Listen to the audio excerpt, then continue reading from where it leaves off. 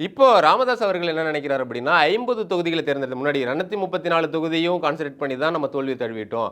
50 தொகுதிகள மட்டும் தேர்ந்தெடுத்து போட்டியிட்டு நம்ம ஒரு 20 தொகுதிய வென்றெடுத்துட்டோம் அப்படின்னா, கண்டிப்பா அதிமுகவோ, திமுகவுக்கோ வந்து ஒரு மெஜாரிட்டி இல்லாம அவங்களுக்கு சப்போர்ட் தேவைப்படும். அப்போ போயிட்டு நம்ம ஆதரவு குடுத்து, ஆட்சியில அதிகாரத்தில பங்கெடுத்துறலாம். துணை முதல்வர் வரைக்குமே வாங்கிடலாம் அப்படின்னு ஒரு கணக்கு பண்ணியிருக்காரு.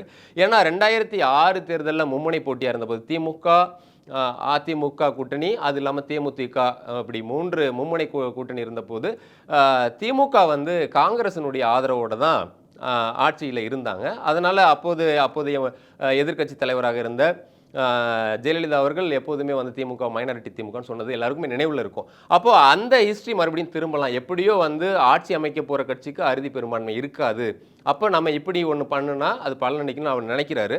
அப்படி தனிச்சு போட்டியிட்டா, இப்ப சீமான் இருக்காரு. அவரு கூட்டணி இல்லன்னு சொல்றாரு.